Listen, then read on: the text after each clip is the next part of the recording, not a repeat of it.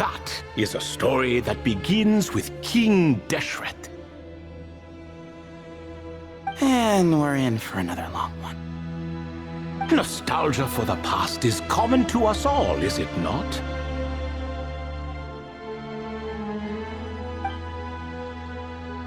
And our king, he was such a proud, solemn man in those days. He watched us speak of the present and the future, of the wisdom we possessed or were about to obtain.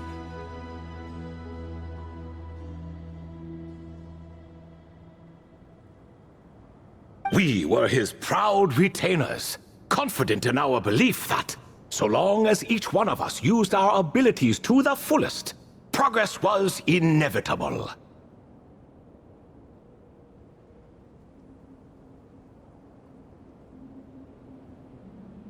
Yet, King Deshret's ambition was not destined to be allowed in a closed-off world such as this, so nothing went as planned. In fact, from the beginning, there were signs an outcome of this nature was inevitable. Because although there were 7 pillars, one was forever absent. Al-Ahmar would insist the Dendro Dragon Sovereign was one of us, but the dragon herself rejected that idea.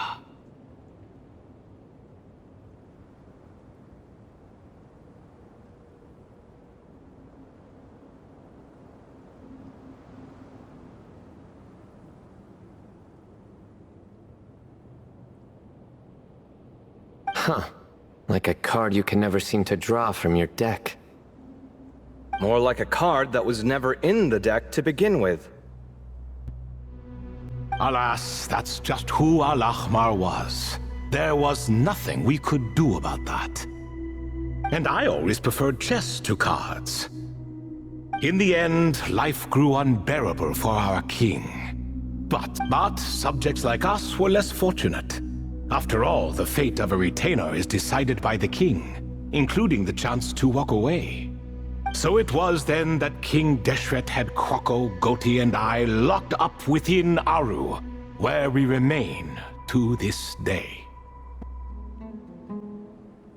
Kroko. Goti? Ah, of course. You're more familiar with their full names. Sobek, the Crocodile King, and Hereshef, the Goat King. And let me tell you, when it comes to chess, Hereshef was a habitual backseat strategist, always spewing nonsense from the sidelines. Well, Sobek was all too quick to take his terrible advice, to the point where I was the one who got accused of cheating.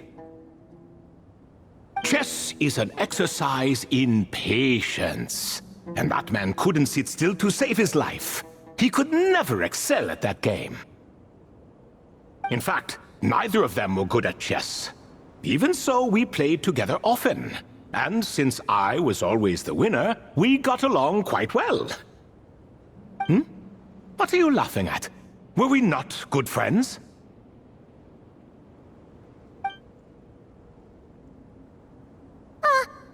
No one's laughing. Paimon would never. No, not you. It's Goti. He's laughing for no reason again. Can you not hear him? Ah, right. Of course you can't. The two of them are inside Aru, as am I, so only I can hear them.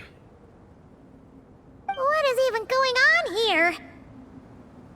Has he, like, started to lose it after being trapped for so long? That does happen to prisoners serving life sentences. Speaking of which, how's Azar doing these days? I doubt he's doing much of anything. Just what I wanted to hear. What is the meaning of this? You doubt my words? I have half a mind to not talk at all. Oh, no. They're not questioning you, Lord Ibis King, just discussing other things. Please, continue. In that case, where were we? Getting to the part about the 3 questions. Hopefully. Ah yes, we're almost there. Before I entered Aru, King Deshret said I could be released from my eternal seal if I chose humans who could provide the correct answers to those 3 questions. The first person who caught my eye was Gudars. I asked him, "What causes our rise and fall?" He answered, "Conspiracy and betrayal, for it renders the righteous and wise unable to succeed, and thus nations fall." I found his answer quite interesting, so I bestowed upon him the power to deceive. The second human I chose was Makaira. I asked her, "What obliterates love and hate?" She said unto me, "I have nothing left to lose. Vengeance alone can quench both love and hate." I found this to be another fascinating response, so I granted her the power to be loved. But both of them ended up... Now then, young one, riddle me this. Did their answers point to this fate, or was it the power I bestowed upon them that determined their end? I'm just an observer who doesn't understand their circumstances, so I can't answer. A clever reply. I do not wish to comment either. It is all in the past at this point. My only wish was for their answers to be acknowledged by King Deshret's rules, and bring me one step closer to freedom. As for the final person, her fate remains to be seen, so I will not reveal her name.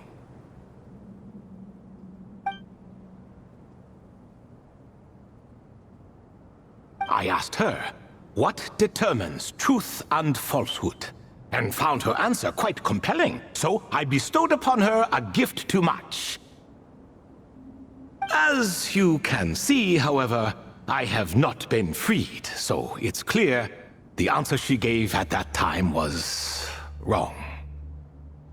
But alas, 3 people were chosen and 3 questions were asked, so now all I can do is wait. Wait until her wisdom is in line with the rules set forth by my king. Until she has found the true answer to that question. No wonder there was no 3rd stone slab then. Or perhaps you're just not ready to include her in the story. Though that might be a generous interpretation. Well, it's not merely because her story remains unfinished. As the remaining priests of this place left, or passed on, there were none left to record the events that followed. Besides, stone slabs are few and far between in the Great Red Sands. In the sprawling desert, very few things or people even manage to leave a trace. But sometimes I can't help but wonder,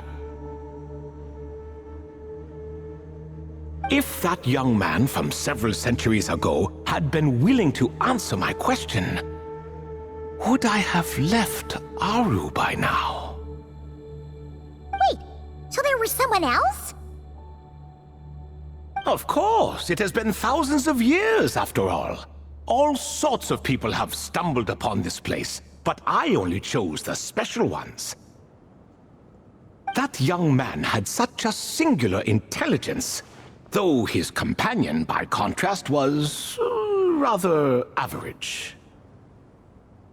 The author of those notes we found? The student named Zondik? Ah, yes, I think that was his name.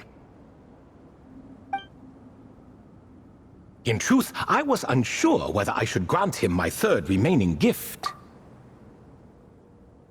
He was, of course, exceedingly clever, but he was also mistrustful and narcissistic in equal measure, and there did not seem to be a line he was unwilling to cross.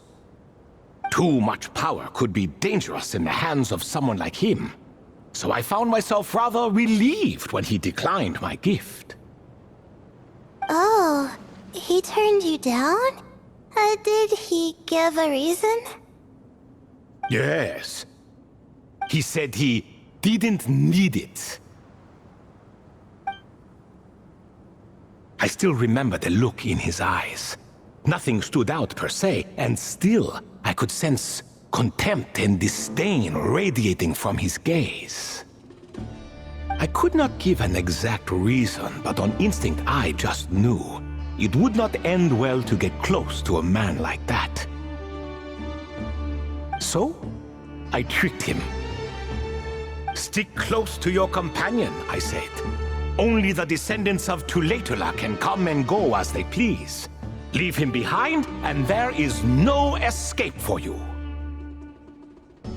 So, does that mean his companion wasn't a descendant of Tulatula? Oh no, that part was true. The lie was in the other half. Anyone can enter or exit this place. There are no restrictions. I saw that his companion was exhausted and was concerned Zandik might leave him behind, or worse, that some other accident might befall him.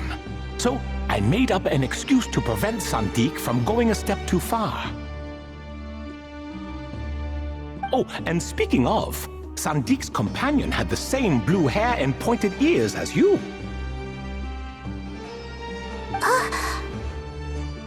Wait, does that mean Layla's also a descendant of Tulatula? Indeed. When Hermanubis founded that city, he took in many who had nowhere else to go.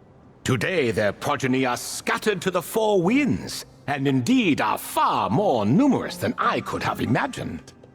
So the person you protected could have been my ancestor. Yes, yes. You're very welcome for that. Could I ask another question, Lord Ibis King? Of course. I have nothing but time, I'm afraid. Did you also save me and a man named Jur? I did. You two were quite unlucky bumping into a device King Deshret once used to measure human brain power. That contact caused more knowledge than you could handle to flood into your minds. So I replaced that knowledge with simpler, repetitive information. Of course, the side effect being the same thought repeating over and over again in your mind, but that should resolve itself in time. How many moons are there in the sky? Yes, that was the phrase I used in your head. I forgot the other one, though. I believe it had something to do with food. Both were spur-of-the-moment decisions, so no need to dwell on the meaning too much. Oh, I see. Thank you, Lord Ibis King. As I said, young one, you are most welcome. If you're inclined to return the favor, perhaps you could turn off that device so no one else can trigger it? There's only so much a cat's paw can do, so I'm afraid this is something I must leave to you. Or Marak, I suppose. Oh, splendid! Another one bites the dust. Such is the fate of things here. Day by day, little by little, the remnants of ages past fade into obscurity. For that reason, the gifts of bygone eras, be they tied to your blood or technological in nature, are not to be revered. They are tools, nothing more. Disrespectful? I simply make the most of what I have. Besides, our king has been gone all these years. What good does it do to revere him now? Oh, are you talking to the Goat King again? No, Croco this time. He's pestering me for another game of chess. Says he wants to even the score. Wishful thinking, if you ask me. If we counted one push-up for every loss, he'd owe me 300,000 by now. Of course, that's just a rough estimate. I've never kept count. It appears that's something you like. Being someone unable to be defeated. I suppose so. All right then. Time for me to extend my winning streak, and for you all to head home. In truth, deep down, I know even the answers to those 3 questions will not change my fate. But that is for me to reckon with. Go on now.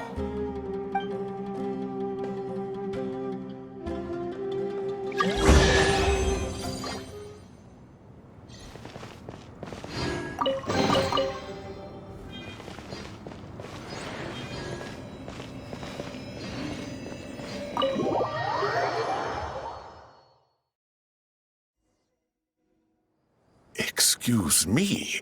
Do you even know what time it is? I've harvested 3 crops of tomatoes while you've been gone. You're exaggerating, Professor. I'm making a point. There's a difference. Sincerest apologies for keeping you waiting, Professor Cyrus. See, that's what I call manners. Now, are any of you hurt? Nope. It went way smoother than we expected, actually. I presume the investigation is complete then. Come, tell me all about it.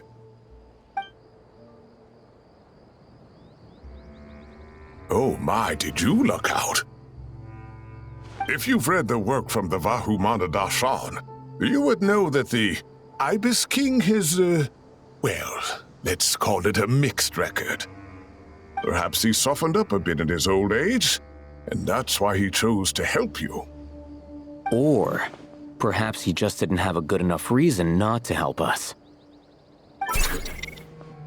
See? Marak agrees. How do you even know that's what Marak meant? That could have just been a happy noise. In any case, there's a lot to be happy about. We figured out what happened to Layla and Jur, and there were some unexpected takeaways too. Yeah, I never expected to learn about my ancestry. I've always thought of myself as just an ordinary student. I never would have even considered something like that could be true. Come to think of it, our ancestors might even have been friends at some point. Huh? You're right. Maybe I should take a trip back home to see if I can find any records about that. Oh, I was just throwing that out there. I wouldn't want you to go to the trouble. It's fine. My advisor gave me a break, and I still have a few days left, so... Oh, wait. My study topic. I haven't made any progress at all. No. I need to focus on that instead. Right. Couldn't you help her, Professor? Huh? No, I could never. Me, you say? I'm from the Spatamar Darshan, and I don't think that Nephis or Zahahadi researched the stars. All I have to offer are my homegrown tomatoes. Although I suppose it's not impossible. I can ask a few old friends to recommend some interesting topics. You really don't have to. It sounds like a lot of work. Hardly. A few passing questions while we water the plants? It's no trouble at all. Thank you so much. Of course. Now it's getting late, and you all must be tired. Let's wrap things up here. Some say desert nights are the sun taking mercy on us after the heat of the day. So, let's leave while she still feels merciful.